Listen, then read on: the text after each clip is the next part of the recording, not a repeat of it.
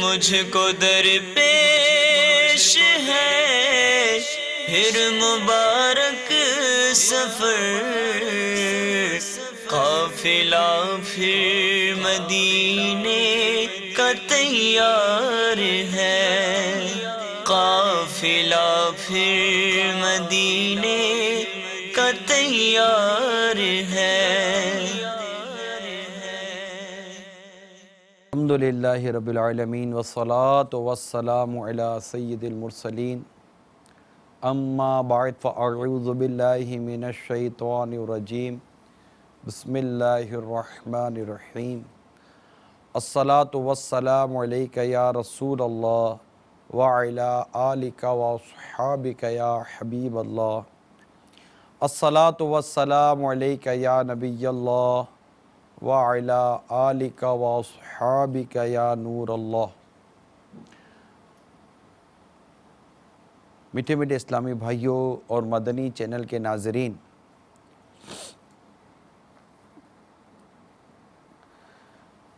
سرکار مدینہ صلی اللہ تعالیٰ علیہ وآلہ وسلم کا فرمان رحمت نشان ہے، تم اپنی مجلسوں کو مجھ پر درود پڑھ کر آراستہ کرو، تمہارا درود پڑھنا قیامت کے روز تمہارے لیے نور ہوگا۔ صلو علی الحبیب صلی اللہ تعالیٰ علی محمد۔ نیت المومن خیر من عملہ، مسلمان کی نیت اس کے عمل سے بہتر ہے۔ اچھی نیت یہ انسان کو جنت میں بھی داخل کروا دیتی ہے۔ اللہ کی رضا پانے اور ثواب بڑھانے کے لیے اچھی نیتوں کے ساتھ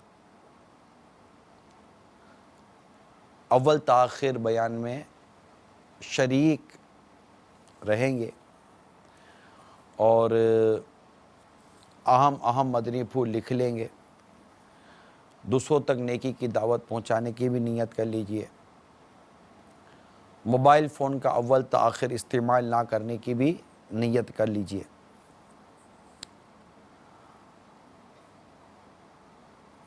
ہم نے یہ سلسلہ مبارک سفر کا آغاز کیا ہے تاکہ جو خوش نصیب عاشقان رسول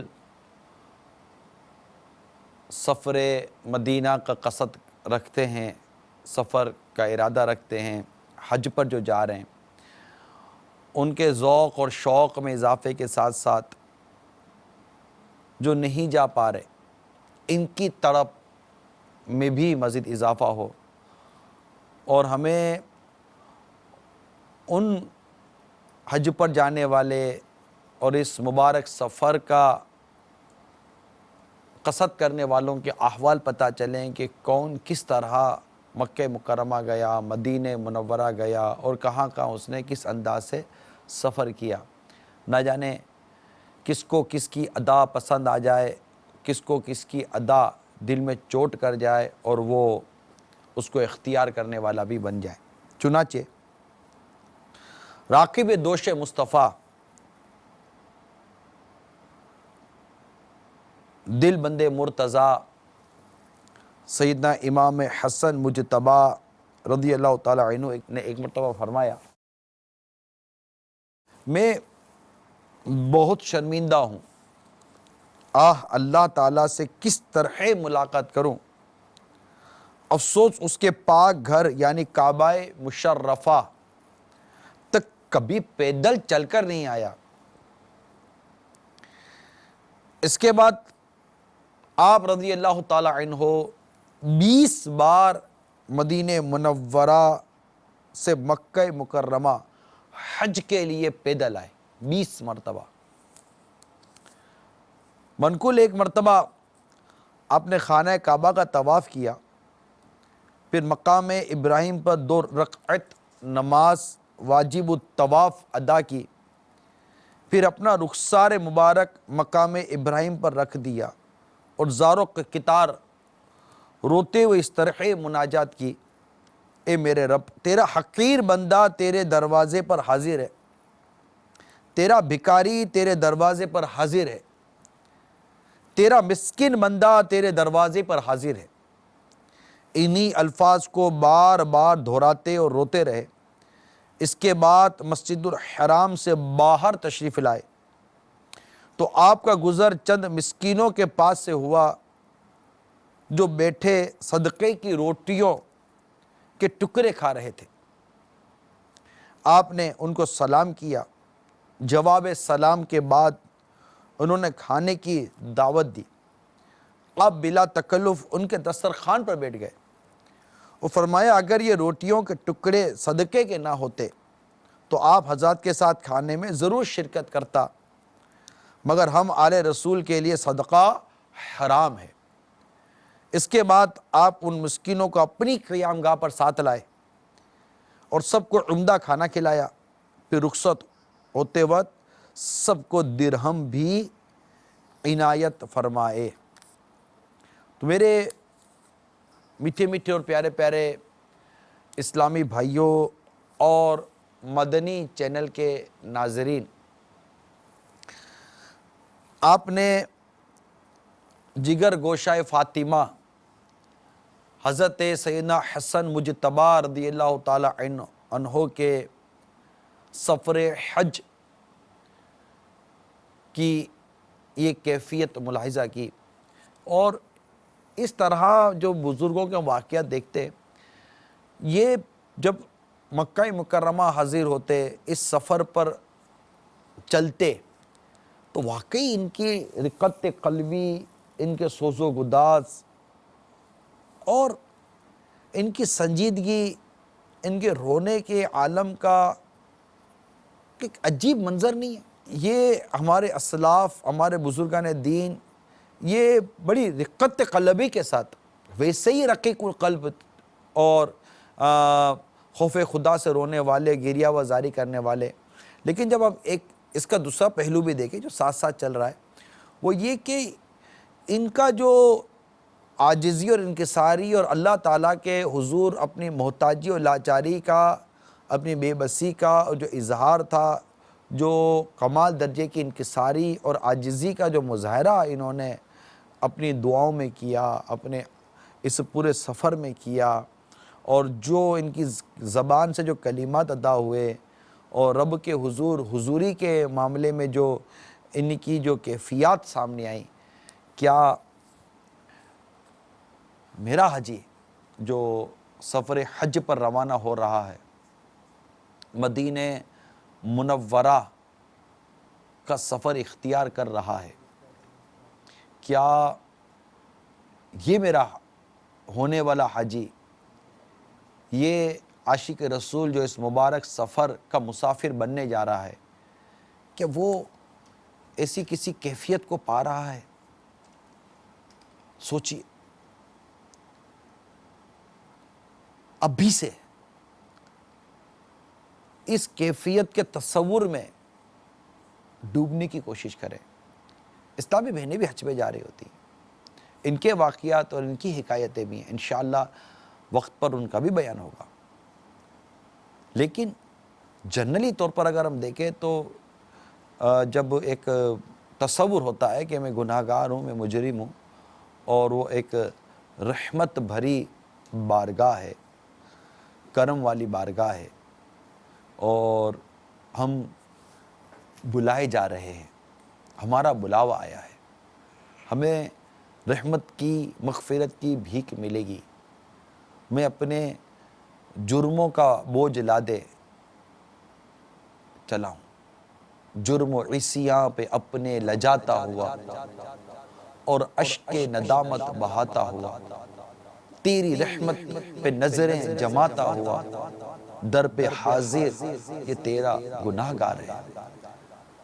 اور جب ایک رحمت کی جو صدا آتی ہے، جو ہیبت سے رکے مجرم، تو رحمت نے کہا بڑھ کر چلے آ، چلے آ، یہ گھر رحمان کا گھر ہے۔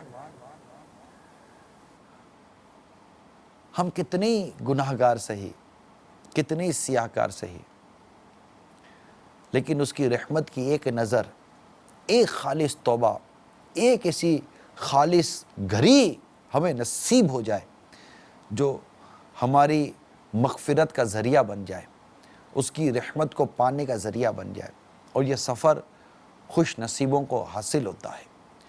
دنیا میں کروڑوں عاشقان رسول انتظار کر رہے ہوتے ہیں اور چند کو بلاوا ملتا ہے، چند جاتے ہیں گناہوں سے لتھڑا ہوا وجود لیے، اس در پر حاضری ہوتی ہے۔